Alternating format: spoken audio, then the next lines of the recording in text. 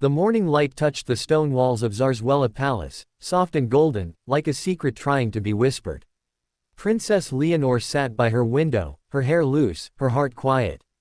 She had been awake for hours, restless, thoughtful, aware that something inside her had changed. On the desk beside her lay an envelope. Cream paper, sealed with wax. Her name written in careful, elegant handwriting that she knew too well. Christian. She hesitated before opening it. The world would never understand what this letter meant. To everyone else, he was just the Danish prince. To her, he was the man who saw her before the crown did. She broke the seal and began to read. My dearest Leonor, there are words I've wanted to tell you for months, but I never found a way to speak them aloud. Perhaps because our lives are not truly ours to command. Every time I see you standing in your uniform, steady and composed, I see both the queen you're becoming and the girl I first met, the one who laughed without thinking, whose eyes searched for more than duty. I have watched you from afar these past months, through the glare of cameras and the weight of titles. But in every image, I find the same truth. I love you not because of who the world says you are, but because of who you are when no one is watching. When you walk among soldiers, you move with the grace of someone born for history. Yet when you speak softly to those around you, when you smile at the smallest things, I see the heart that history cannot take away. I remember the first time we met, at that diplomatic dinner in Copenhagen. You stood near the window, pretending to be fascinated by the snow. You said you'd never seen it fall that quietly. I remember thinking, even then, that your voice sounded like it belonged in a place untouched by protocol. I didn't know how much that single moment would change my life.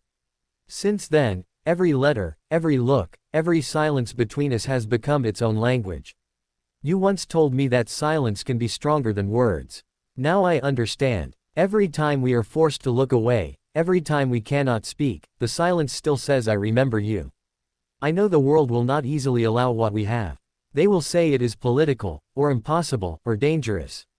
They will remind us that we belong to crowns, not to ourselves. But, Leonor, what they forget is that the crown may claim our duty, but not our souls. There is something sacred about what we share. It does not ask for attention. It does not demand to be seen.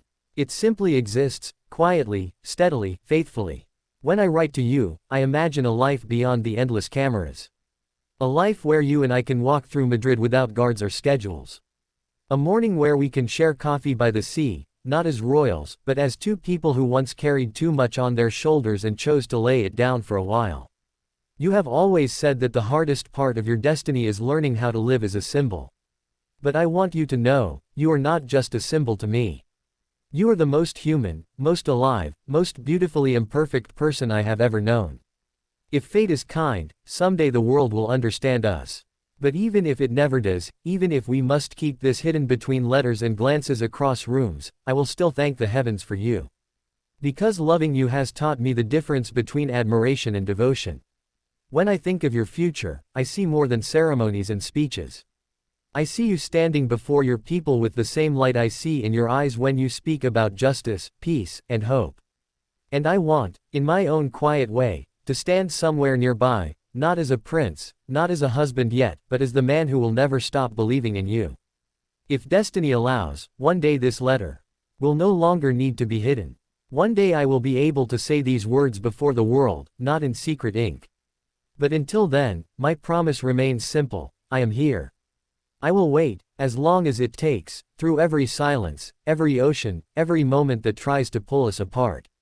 You once told me that your grandmother, Queen Sophia, said every great love in royal history had to survive separation. If that is true, then perhaps we are only at the beginning of our story. Remember this, Leonor: crowns fade, thrones change, but love written in truth does not vanish. You have given me courage in ways you may never know. You have made me believe that destiny is not what we inherit, but what we choose, together. Until we meet again, know that every time the northern wind touches your face, it carries my thoughts with it. Always yours, Christian. Leonor's eyes blurred as she reached the end. The palace clock struck softly in the distance. She pressed the letter to her heart, closing her eyes. She could almost hear his voice between the lines, warm, steady, patient. It was strange how something written could feel alive, as if his heartbeat was hidden between the ink. For a long time, she sat in silence. The world outside continued, servants walking, ministers arriving, the hum of royal life, but inside her room, time paused. She read the letter again. Each word sank deeper, stitching itself into her memory. It wasn't a declaration meant for history. It was something quieter, more eternal. When she finally rose, she folded the letter carefully and placed it inside a small wooden box beneath her diary. She locked it, not because she wanted to hide it, but because she wanted to protect it, from the cameras, from politics, from the noise of the world that would never understand. Then, with a steady breath, she looked out the window. The sunlight had shifted. Birds crossed the horizon, heading north, toward Denmark. A smile, small but certain, touched her lips. She whispered into the empty air, "I heard you." And in that moment, it didn't matter how many borders separated them, how many expectations surrounded her. Because in her heart, the letter was more than paper. It was a promise. A promise that one day, love would find its way past crowns and duty, back to where it truly belonged.